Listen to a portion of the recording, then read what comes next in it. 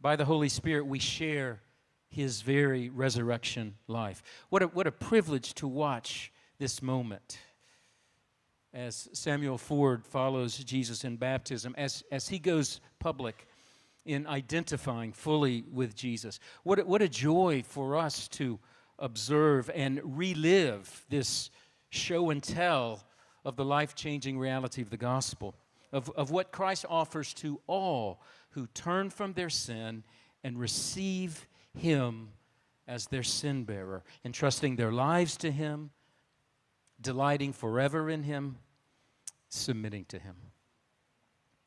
The gathered church has no more joyous moment than this. And so now I'd like to welcome Samuel Ford as he comes to share his testimony of what Christ has done for him. Let's welcome Samuel.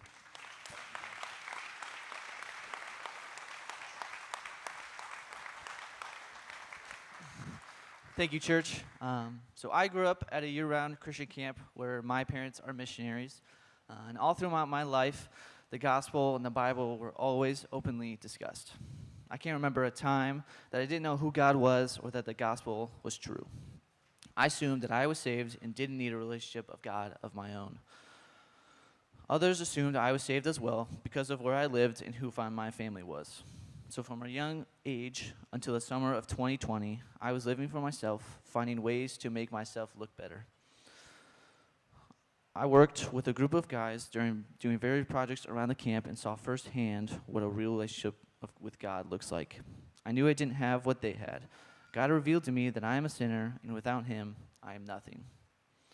I needed to turn from my sins to follow Jesus, believing that he received the punishment for my sins at the cross.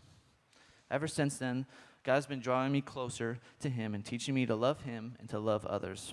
And I'm getting baptized today to declare what God has done and that I trusted him and he is playing for me.